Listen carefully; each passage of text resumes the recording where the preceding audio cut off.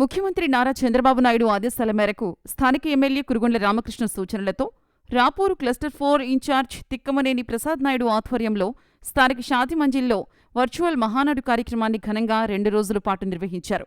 ఈ కార్యక్రమంలో రాపూరు మండల టీడీపీ పార్టీ నాయకులు, కార్యకర్తలు, అభిమానులు అధిక సంఖ్యలో పాల్గొని డిజిటల్ స్క్రీన్ ద్వారా ప్రదర్శించినటువంటి వర్చువల్ మహానాడు కార్యక్రమాన్ని తిలకించారు.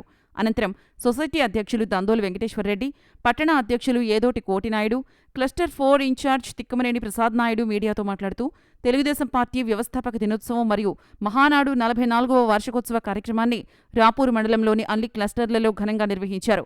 1982 సంవత్సరంలో ఎన్టీ రామారావు స్థాపించిన ఈ పార్టీ అతి తక్కువ కాలంలోనే అధికారంలోకి వచ్చి ప్రజలకు ఎన్నో సంక్షేమ పథకాలను అందించిన విషయాన్ని గుర్తు చేశారు. నారా చంద్రబాబు నాయుడు ఆదేశాల మేరకు ఈ వార్షికోత్సవాన్ని రాష్ట్ర పండుగలా అన్ని క్లస్టర్లలో జరుపుతున్నామని తెలిపారు. కుల మతాలకు అతీతంగా పేద ప్రజల సంక్షేమమే లక్ష్యంగా పార్టీ పనిచేస్తోందని, బీసీ, ఎస్సీ, ఎస్టీ వర్గాల అభ్యున్నతికి పార్టీ కట్టుబడి ఉందని స్పష్టం చేశారు.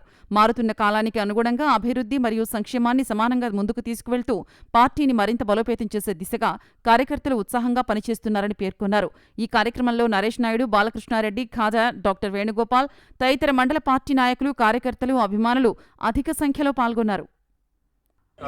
ఈరోజు మన రాష్ట్ర ముఖ్యమంత్రి వర్యులు నారా చంద్రబాబు నాయుడు గారి ఆదేశాల మేరకు మన స్థానిక ఎమ్మెల్యే కురుగొండ్ల రామకృష్ణ గారి సూచనల మేరకు మనం రాపూర్ పట్టణంలోని షాదీమంజిల్లో మన 44వ తెలుగుదేశం పార్టీ ఆవిర్భావ మహానాడు దినోత్సవంలో నిన్న ఈరోజు పండగ వాతావరణంలో మనం ఈరోజు చాలా గొప్పగా జరుపుకోవడం జరిగింది. మన స్వర్గీయ నందమూరి తారక రామారావు గారు ప్రజలే దేవుళ్ళు, సమాజమే దేవాలయం అనే నినాదంతో మనకు పార్టీని ఏర్పాటు చేసి, పార్టీ స్థాపించిన 9 నెలల్లోనే మనం ప్రభుత్వాన్ని ఏర్పాటు చేయడం జరిగింది.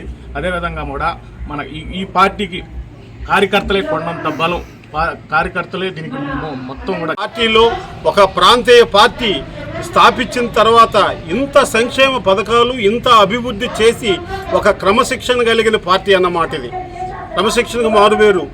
మీరు చూసుంటారు, వైసీపీలో కానీ ఇంకో పార్టీలు కానీ ఎవడంటే వాడు ఎట్లాంటి అటు స్టేట్మెంట్ ఇస్తే తెలుగుదేశం ప్రభుత్వంలో ఆ విధమైన కుదరదు.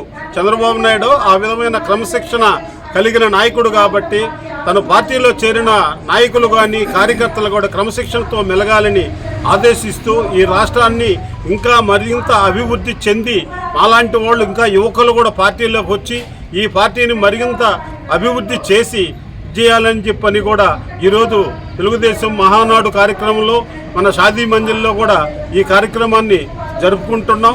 క్లస్టర్ 3, క్లస్టర్ 4 2 మండలంలో కూడా తెలుగుదేశం పార్టీ కుటుంబ సభ్యులు అందరూ కూడా కలిసి ఈ కార్యక్రమాన్ని జయప్రదం చేసినందుకు వాళ్ళకి ధన్యవాదాలు తెలియజేస్తూ సెలవు తీసుకుంటాం.